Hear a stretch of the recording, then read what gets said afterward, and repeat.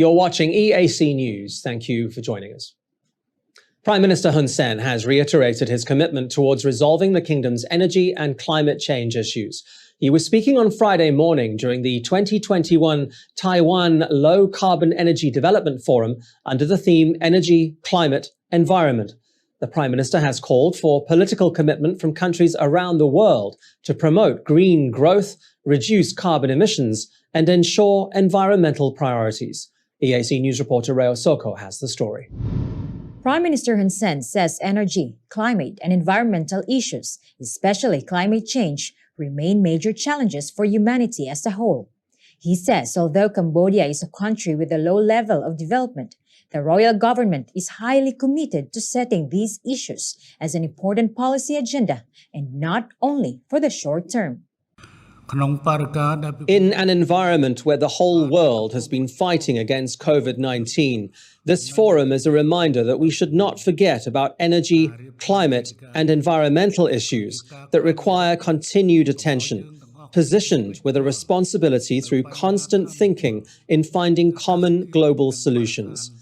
In an environment where many countries have been considering socio-economic rehabilitation plans, this forum will provide a good opportunity to accelerate the development of low-carbon sources to address energy, climate, and environmental issues, achieving the Sustainable Development Goals and the goals of the Paris Agreement on Climate Change. Prime Minister Hun Sen concluded his address saying Cambodia considers carbon credit to be an important source of sustainable financing for reducing greenhouse gas activities and is open to engaging in partnerships with interested countries as well as the private sector.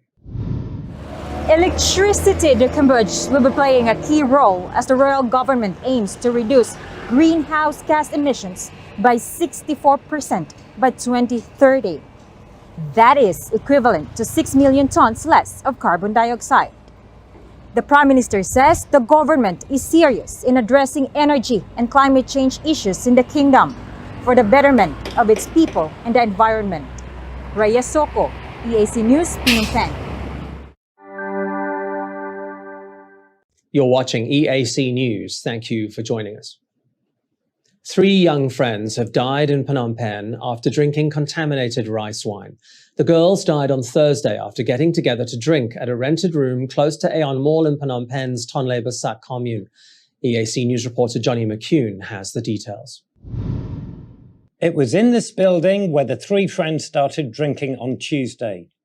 When they started feeling unwell the following day, 18-year-old Pai left 17-year-old Gar and 18-year-old Tavi to go and fetch some medicine from her hometown across the river.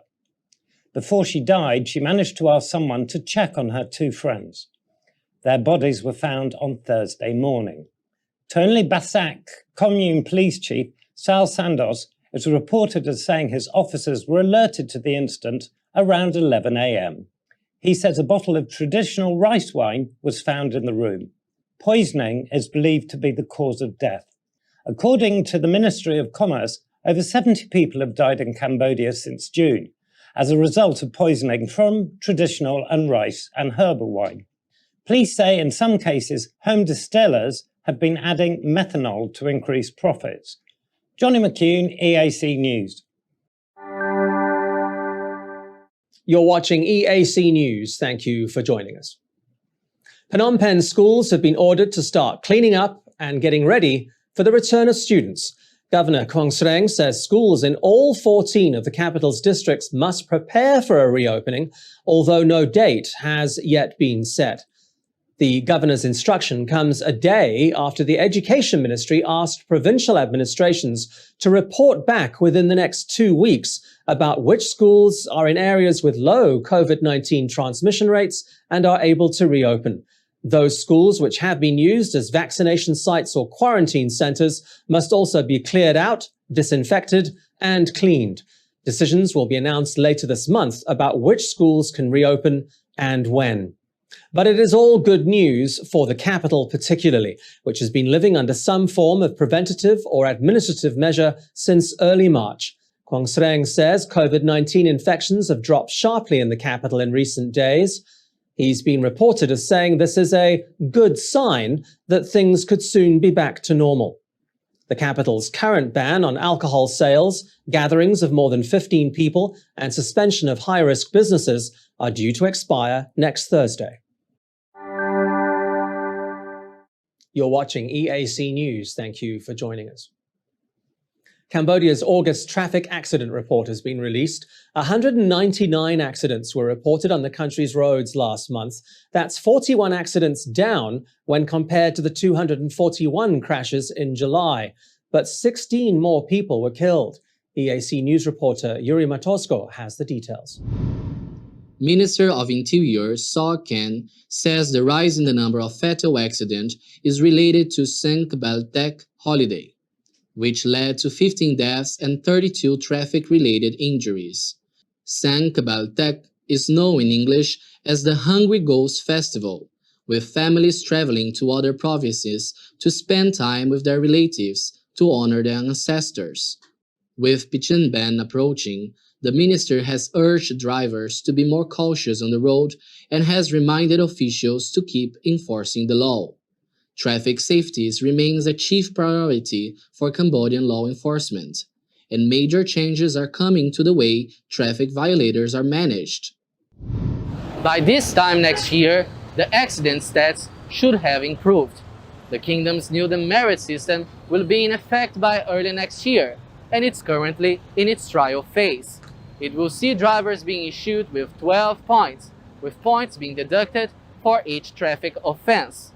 When there's no points left, the driver will have to wait 6 months to get back and retake their driving test if they want to get back on the road. Yuri Matosko, EAC News, Phnom Penh. You're watching EAC News. Thank you for joining us. Those controversial Vietnamese Nam Vang noodles are no longer on the shelves in the United States.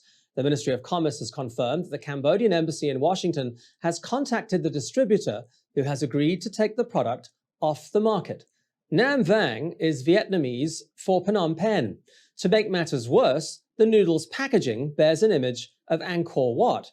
And while they're no longer commercially available, the search for their manufacturer continues. EAC News reporter Reo Soko dishes up the details. It all started with a photo posted in social media.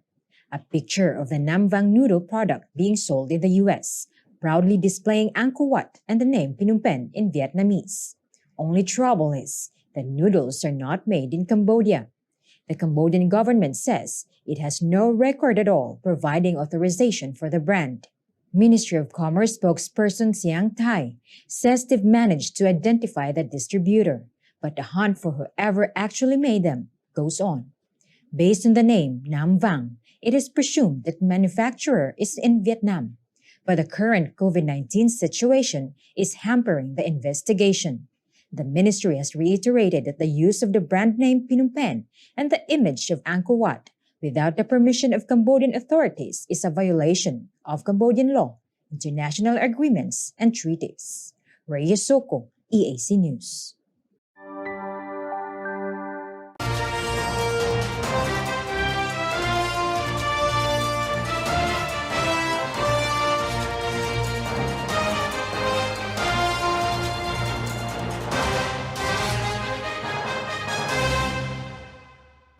You're watching EAC News. Thank you for joining us.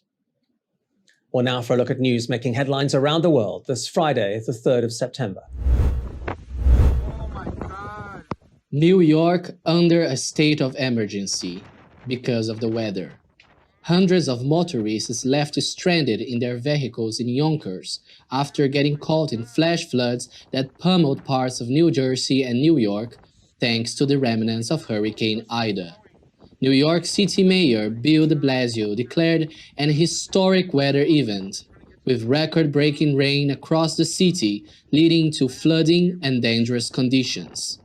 The Big Apple's famous subway stations were all submerged, with services completely suspended late on Wednesday, local time. A flash flood warning was issued for most of the city. The situation is slowly returning to normal, with flights resuming out of New York and New Jersey, but climate experts warn that big cities around the world are going to have to get used to scenes like this. Police in the North Carolina district of Winston-Salem have confirmed a tragic shooting incident at Mount Tabor High School. The victim was identified as William Chavis Raynard Miller Jr. He was brought to Atrium Health Wake Forest Baptist Hospital but died of his injuries. The Forsyth County Sheriff's Office reported that a suspect has been taken into custody. It was North Carolina's second school shooting this week. On Monday, authorities said several students exchanged gunfire at New Hanover High School in Wilmington. A 15-year-old was shot and wounded. He remains in stable condition. Authorities have arrested and charged a teenager with attempted first-degree murder and assault with a deadly weapon with intent to kill. The local sheriff says behavior like this cannot be tolerated in America's school system. And a semi-submersible vehicle has been intercepted by Colombian Marines. People manning the boat threw themselves into the water and fled into a mangrove forest, abandoning their 17-meter vessel and its cargo. 90 sacks containing 1,800 packages of pure cocaine were found. The operation effectively prevented the trafficking of more than 40 million hits of cocaine to the neighboring countries. The drugs have a street value of $60 million. In just the past month, the Colombian Navy has intercepted more than $200 million worth of cocaine belonging to a dissident group that was formerly part of the Revolutionary Armed Forces of Colombia.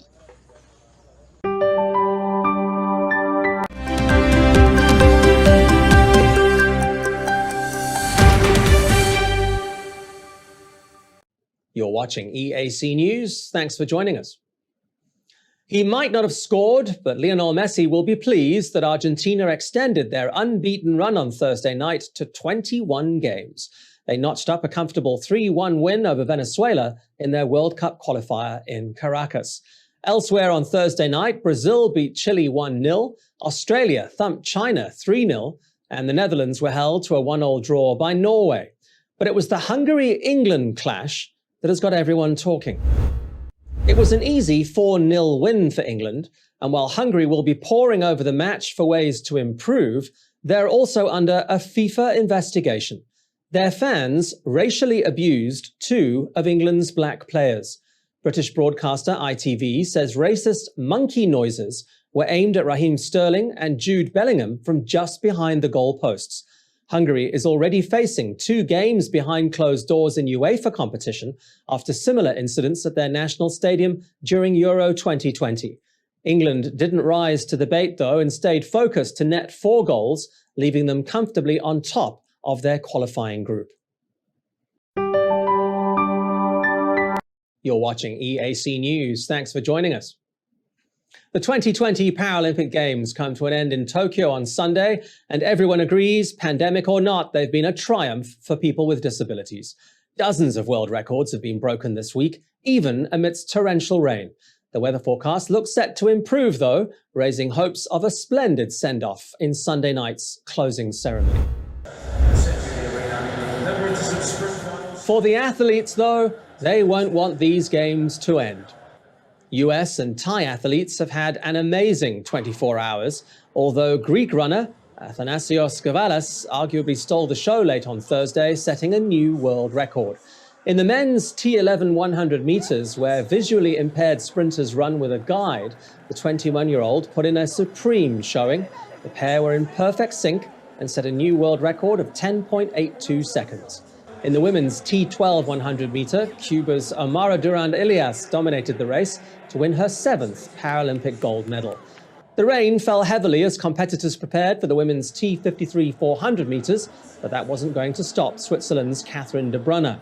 Switzerland celebrated again when the experienced Manuela Shire held off a challenge from US athlete Sherry Madsden in the women's T54 final. In the men's T53 800 meters, Thailand's young star Payo Pangsakorn once again took on and defeated legendary Canadian Brent Lakatos.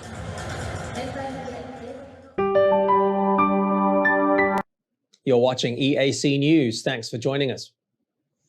They may have come last in their heat, but Cape Verde's Quella Nedrea Pereira Semedo and her guide finished first when it came to making headlines at the 2020 Paralympics on Thursday.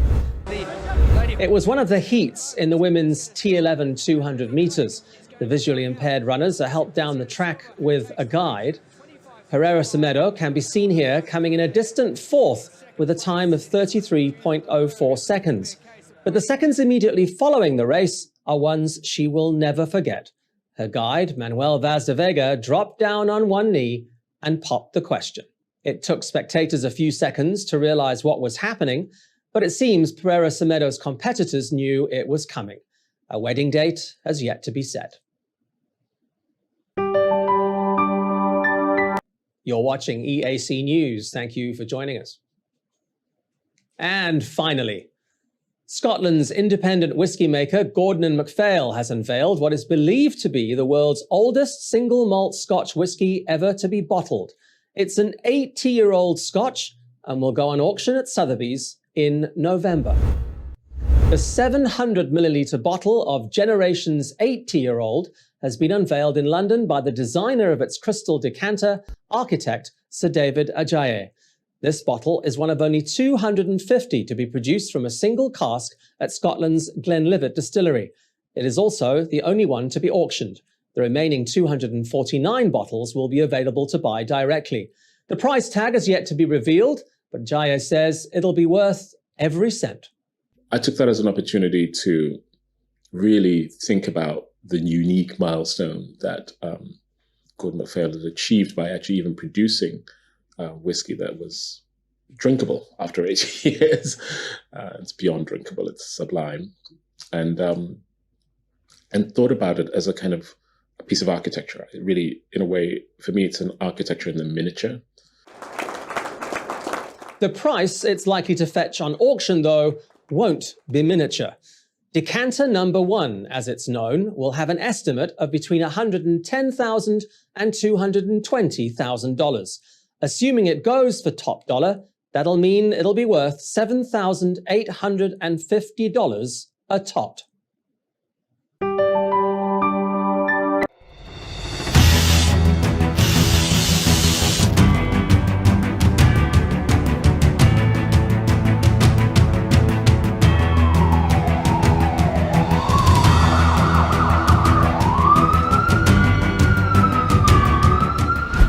EAC News fully supports the Royal Government of Cambodia's preventative and administrative measures against COVID-19. But we need you to play your part in helping bring the 20 February community transmission event to an end. Wash your hands regularly, sanitize wherever possible. Keep an eye on your body temperature. Use the Stop COVID QR code and maintain a safe social distance. But above all, please, please, please, wear a mask. Only together can we beat COVID-19.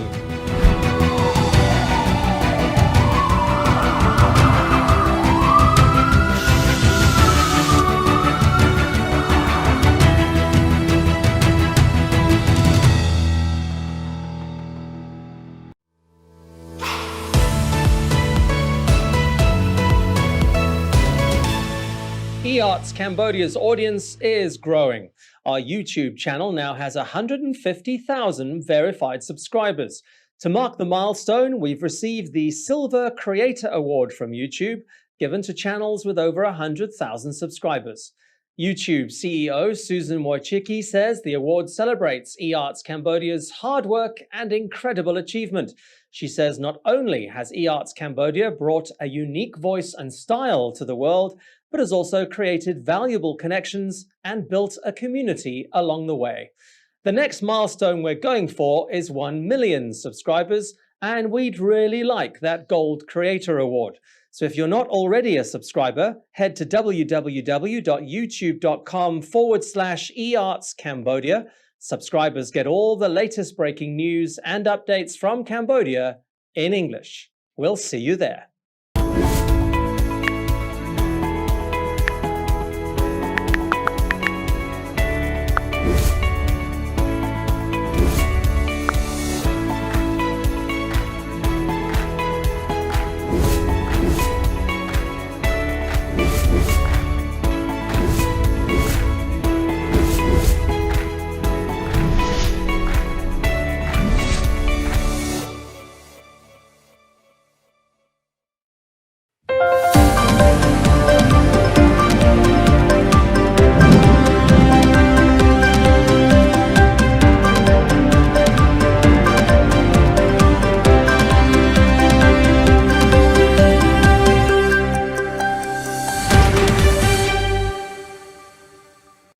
You're watching EAC News. Thank you for joining us.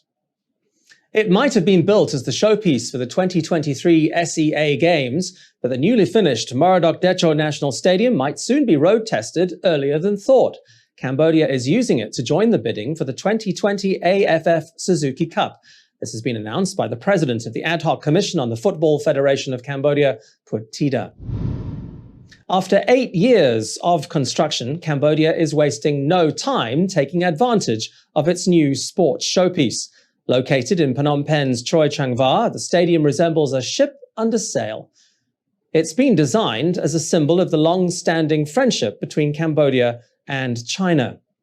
It can seat 60,000 people. Cambodia is hoping it'll be the home of the 2020 AFF Suzuki Cup, which will run from the 5th of December until the 1st of January. Along with Cambodia, Singapore, Thailand, and Indonesia have also shown an interest in hosting the tournament. The AFF Suzuki Cup is a biennial football competition organized by the ASEAN Football Federation.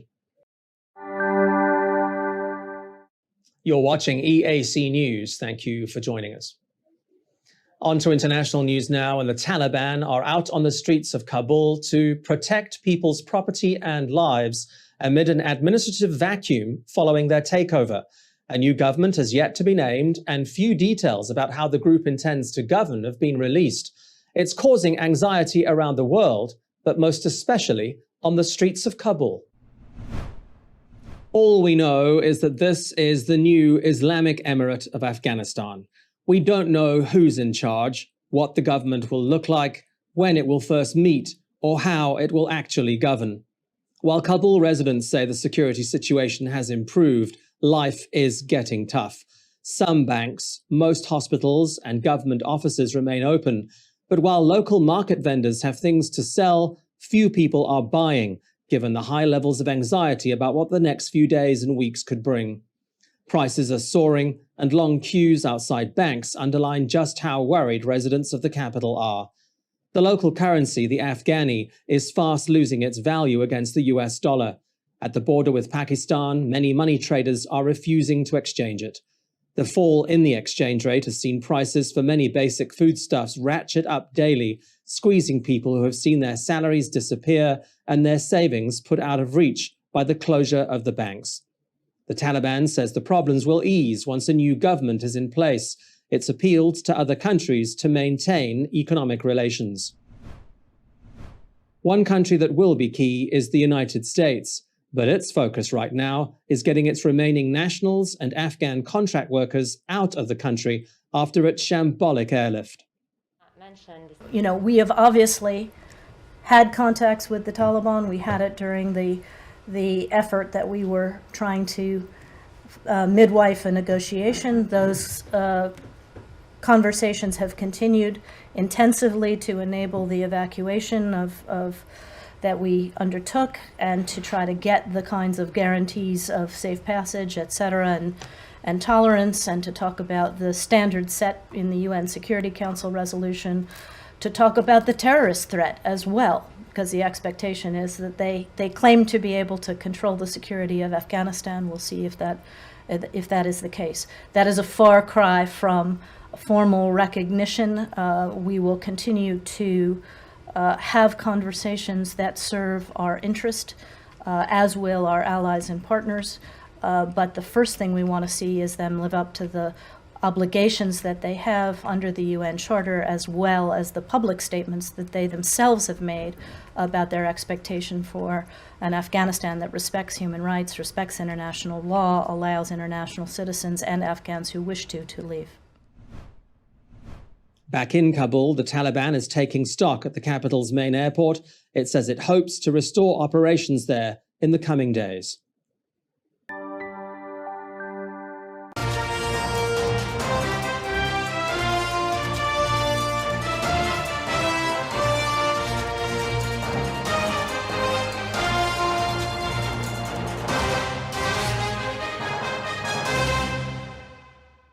You're watching EAC News. Thank you for joining us. Now for a look at some other news making headlines around the globe this Thursday, the 2nd of September. A huge fire has swept through a chemical plant that manufactures cologne and disinfectant outside Istanbul. More than 50 factories were damaged. 140 firefighters and 61 trucks responded to the scene. It took them 8 hours to extinguish the blaze, which was peppered by occasional explosions. One business owner was injured while trying to put out the fire. 2 firefighters were also hit by a metal tank. 2 climate change-related disasters also making headlines. Intense rain hit Spain on Wednesday, flooding towns and around 7,000 homes. Thousands of people were badly affected. They are without electricity, and some roads and rail links have been closed. The storm, which gained strength due to high temperatures and humidity, hit especially hard in the coastal town of Alcanar in the northeastern region of Catalonia. Flash floods swept cars down streets. There were no immediate reports of casualties. Across the Atlantic, multiple tornadoes touched down in Maryland as remnants of Hurricane Ida swept through. This footage was captured just southwest of the city of Annapolis. The United Nations says weather disasters like this are becoming more frequent and costly. According to statistics, 31 million people were forced from their homes by natural disasters just last year. The number is increasing. The UN says with the pandemic and extreme weather events happening at the same time, we live in a multi-hazard world. The number of affected people and the economic loss is getting higher and higher because of the increase and frequency and intensity of extreme weather events and climate change. And we've seen this this year alone during this summer in the month of July, which was the hottest since records began. There were heat waves and there were floods. So we are not, unfortunately, in a safe place. And the report tells us that the 50-year trend is quite alarming. That trend has seen floods and heat waves driven by climate change increase fivefold. More than 2 million people have been killed. The economic cost is fast approaching $4 trillion.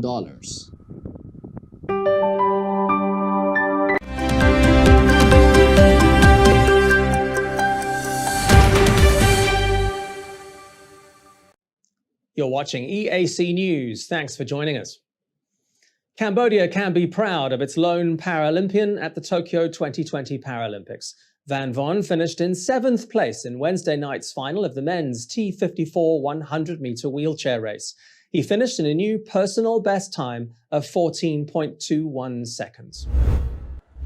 Finland's Leo-Pekka Tati looked to be the race favourite. He's won gold in the last 4 Paralympic finals in the same event, but it was Thailand's Atiwatpaing Noa who crossed the finish line first. The T54 final was the highlight of Wednesday night's action, and Van Von did us all proud. In the women's T36 100-meter race, it was China's Shi Yiting who produced a gold medal performance to break the world record with a time of 13.61 seconds. Russia's Elena Ivanova seemed pretty happy to bag the silver. It was also silver for Canada's Paralympic veteran Brent Lakotos, who was looking to hold on to his T53 men's 100-meter crown, but gold went to Thailand's Payo Bangsakon.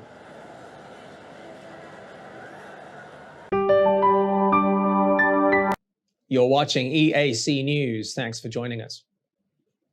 Cristiano Ronaldo has entered the history books. He's become the all-time leading scorer in men's international football after scoring his 110th and 111th goals on Wednesday night. Ronaldo made history in true style. Not just 2 goals, but 2 headers, and in the dying minutes of the match. They gave Portugal a 2-1 comeback win over Ireland in Group A of the World Cup qualifiers.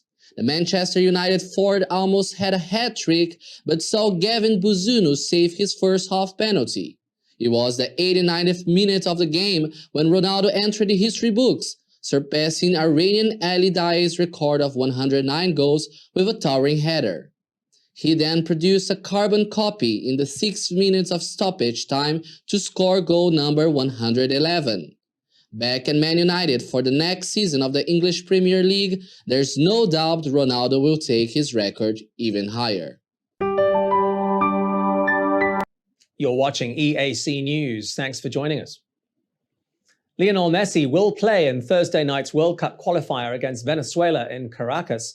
Despite having played less than half an hour this season for his new club Paris Saint-Germain, Messi has been declared fit to hit the field at the Caracas Olympic Stadium.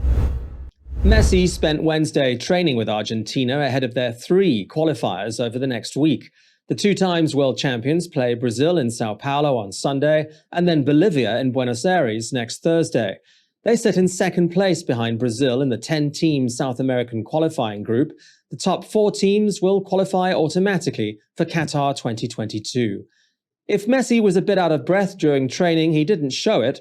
He's not played a full match since the 10th of July when he started for Argentina in the Copa America final. Much of his time since then has been dominated by his move to Paris after 18 years with Barcelona. You're watching EAC News. Thank you for joining us. For the first time in nearly 80 years in Sri Lanka, an elephant has given birth to twins. The calves were born on Tuesday in a wildlife reserve. The twin males are the mother's second and third offspring. She gave birth to her first male calf in 2009. The twins were born at the Pinnawala Elephant Orphanage in the Central Hills of Sri Lanka. One of the country's biggest tourist attractions, it was set up in 1975 to care for wild elephants that needed to be rescued and treated for various injuries. Experts say the last time an elephant in Sri Lanka gave birth to twins was back in 1941. The 25-year-old mother, 17-year-old father, and 36-hour-old calves are all said to be doing just fine.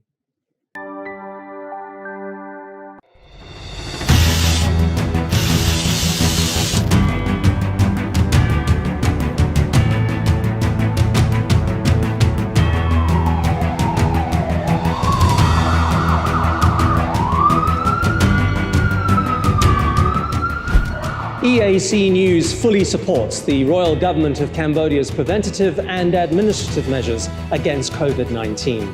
But we need you to play your part in helping bring the 20 February community transmission event to an end. Wash your hands regularly. Sanitize wherever possible. Keep an eye on your body temperature. Use the Stop COVID QR code. And maintain a safe social distance. But above all, please, please, please, wear a mask. Only together can we beat COVID-19.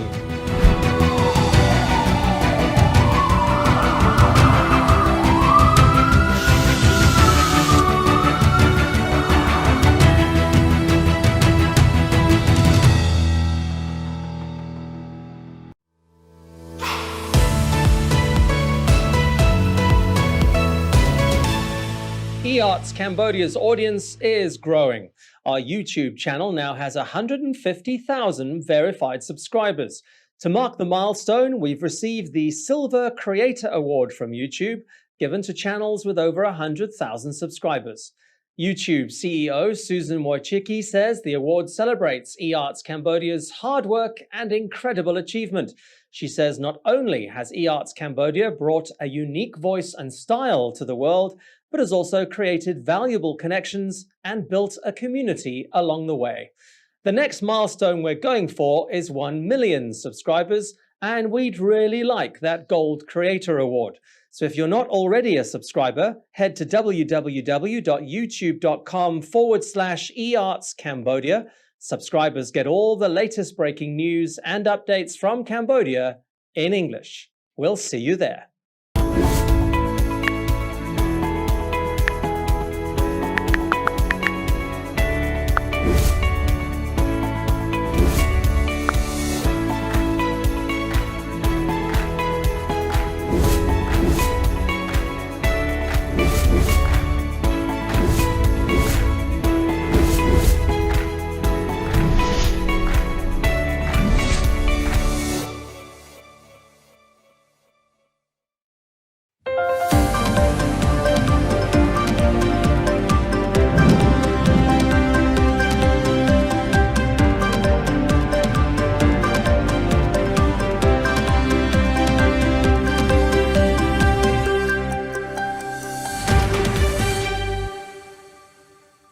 This is the weekly roundup on the eArts Cambodia channel.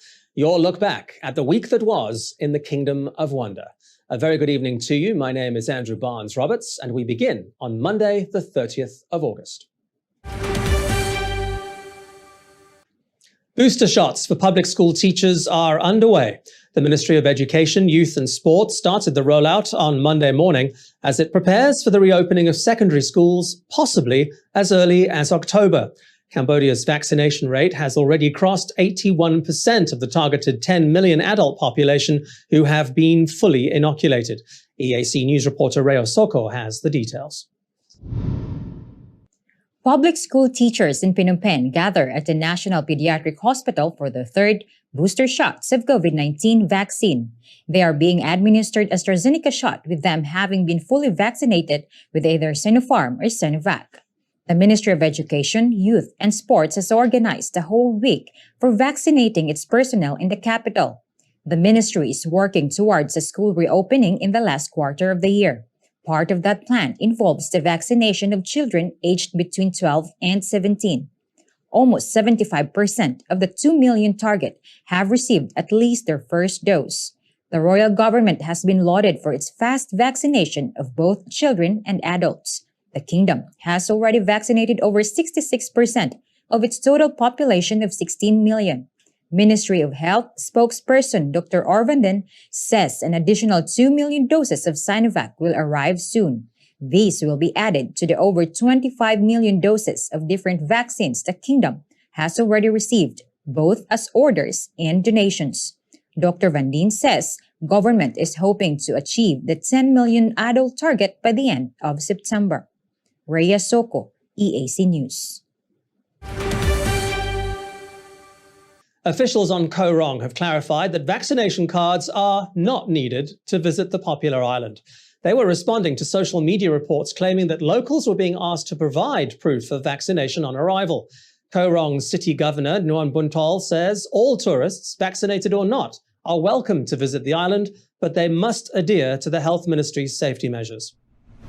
The governor says, following the nationwide vaccination campaign, he has seen an increase in the number of tourists visiting Koh Rong, both local and foreign. He says there have been a few incidences of ferry companies not allowing unvaccinated individuals to board, but says Koh Rong authorities will be holding a meeting with tourist boat associations to discuss future vaccination requirements. But for now, proof of vaccination is not required. Governor Nuan Buntol says increasing numbers of tourists can easily help the local economy bounce back, and he's happy to welcome everyone as long as they follow health measures against the spread of COVID-19. Tourists are being reminded to always wear a mask, maintain social distancing and proper hygiene while enjoying themselves on the island. Police believe the two decomposing bodies found by a local resident in a remote area of Phnom Penh on Friday were murdered about 6 months ago. The bodies are believed to be of a man and a woman buried just 2 meters apart. Phnom Penh Municipal Police say the man had gunshot wounds while the woman had a fractured skull. EAC News reporter Reo Soko has the latest. The bodies were discovered on Friday evening by a farmer in Tamrieng village when he went out looking for bamboo shoots. While walking through a field, he suddenly spotted a skull. He reported the find to his local police station in Kantuok commune. When police arrived at the scene, they were shocked to find not one body but 2. Kambol District Deputy Police Chief Chim Sawut says they are treating the deaths as homicide. Judging from the victims' clothes, it's been established they were killed about 6 months ago. Ministry of Health Forensic Specialist Dr. Nung Suvanarut is working on the case. The male victim has been estimated to be between 45 and 60 years old. The woman is believed to be between 35 and 40. Rhea Soko, EAC News.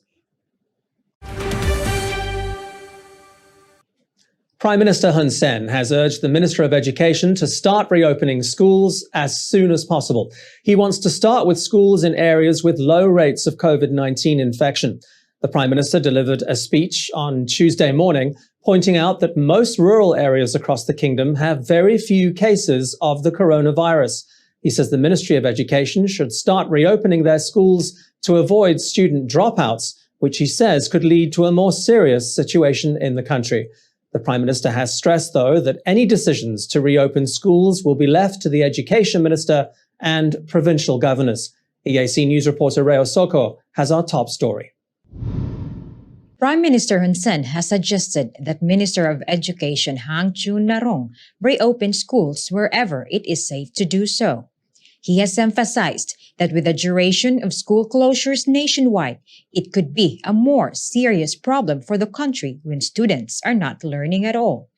The Prime Minister says students in rural areas do not have access to the internet for online learning.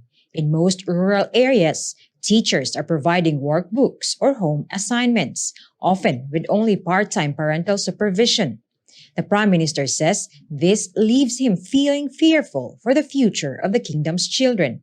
He says they might even forget the alphabet if their schools remain closed for much longer.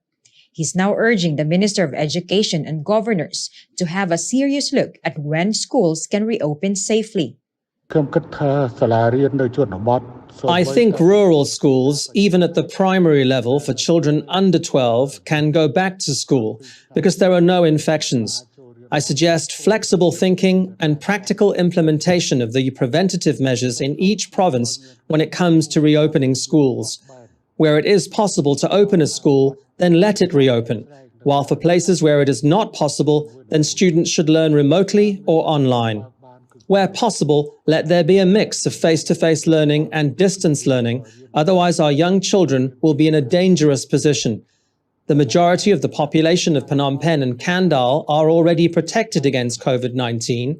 Infections in Phnom Penh are declining, and those who become infected do not develop serious illness. Mortality has also decreased.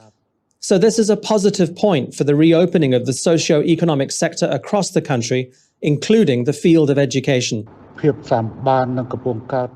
As of Monday, over 1.5 million children between the ages of 12 and 17 have already received at least their first dose of Sinovac. More than 300,000 have been fully vaccinated. The Prime Minister says booster shots will also be given to children to give them even more protection against the virus. An additional 2 million doses of Sinovac arrived in the kingdom from China on Tuesday morning. Reyes Soko, EAC News. Despite reports to the contrary, British nationals arriving in Cambodia do qualify for alternative state quarantine. The Ministry of Foreign Affairs has informed the British Embassy that passengers from the UK can book their own quarantine directly at one of the 4 approved hotels. In an official note to the British Embassy, the Interministerial Committee to Combat COVID-19 has clarified that British nationals do not need to stay at the OK Boutique Hotel on Street 174 in Phnom Penh, but can book their quarantine directly at one of the capital's 4 ASQ hotels. Those are Sofitel, Soka Hotel, Courtyard by Marriott Phnom Penh, and Raffles Hotel Le Royal. There was some confusion when the ASQ pilot project first launched, with British nationals apparently being told they could not book their 14-day quarantine stays directly and had to stay at the OK Boutique Hotel. Alternative state quarantine was launched last month and allows incoming passengers to pre-book their 14-day stays. Those passengers with no prior bookings are being sent to quarantine hotels at random on arrival at Phnom Penh International. The United States has completed its controversial and shambolic withdrawal from Afghanistan. 20 years of effective occupation came to an end in the early hours of Tuesday morning as the last U.S. military plane left Kabul's Hamid Karzai International Airport. The U.S. leaves a shattered nation back in the hands of the very group it went in to destroy. Major General Chris Donahue, commander of the 82nd Airborne Division, photographed as he stepped aboard a C-17 transport plane. He was the last U.S. service member to leave Afghanistan. The flight ends a hasty and humiliating exit, with Washington and its allies carrying out a massive but chaotic airlift over the past 2 weeks. Tens of thousands of Afghans who helped Western countries and might have qualified for evacuation have been left behind. Across Kabul, gunfire rang out in celebration at news that the US withdrawal had been completed. Soon after the final US military flight left, members of the Taliban walked across the tarmac, telling reporters that everything will be fine. But the airport has been left with no air traffic control and remains vulnerable to rocket attacks by Islamic State. All civilian aircraft are being advised to stay well clear of Afghan airspace, at least for the time being. That advisory puts a big question mark over US Secretary of State Antony Blinken's remarks in Washington that the US would continue working with its international partners to get its remaining civilians and Afghan associates out of the country. We will work to secure their safe passage. This morning, I met with the foreign ministers of all the G7 countries, the United Kingdom, France, Germany, Canada, Italy, Japan, as well as Qatar, Turkey, the European Union, and the Secretary General of NATO. We discussed how we will work together to facilitate safe travel out of Afghanistan, including by reopening Kabul's civilian airport as soon as possible. And we very much appreciate the efforts of Qatar and Turkey in particular to make this happen. This would enable a small number of daily charter flights, which is a key for anyone who wants to depart from Afghanistan moving forward. We're also working to identify ways to support Americans, legal permanent residents, and Afghans who have worked with us and who may choose to depart via overland routes. Back in Kabul, Taliban commander Qari Samullah says the group will do its best to establish a safe atmosphere in the country and that together the people of Afghanistan will build a new homeland. On the streets there is fear, though, with memories still fresh of the Taliban's previous regime, during which music was banned, women were not allowed to work, and girls were barred from education. Public executions were also commonplace. The United Nations says the country is facing a dire humanitarian crisis, cut off from foreign aid amid a drought, mass displacement, and the pandemic. A chaotic occupation may be over, but an extremely uncertain future has begun. As the country continues to battle the spreading Delta variant of COVID-19, Siem Reap has declared 2 new red zones, joining other border provinces in tightening up preventative measures. EAC News reporter Yuri Matosko has the details.